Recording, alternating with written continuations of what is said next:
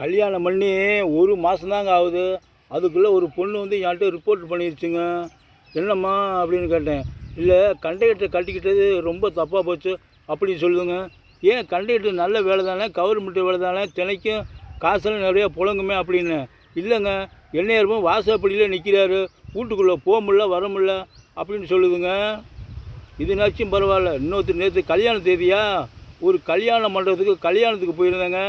அங்கே ஒருத்தர் என்னை பார்த்து கேட்குறாரு, ஆமாம் உங்கள் பையன் எதுவும் லவ் பண்ணி கல்யாணம் பண்ணி வீட்டுக்கு பொண்ணை கூட்டிகிட்டு வந்தால் விட மாட்டேன்னு சொன்னீங்களே, இப்போ என்ன சேர்த்துக்கிட்டீங்களாம்ல அப்படின்னு கேட்டார். இல்லைங்க, அவங்க 2 பேர் தான் ஒன்றா இருக்காங்க அப்படின்னு சொல்லிட்டேங்க.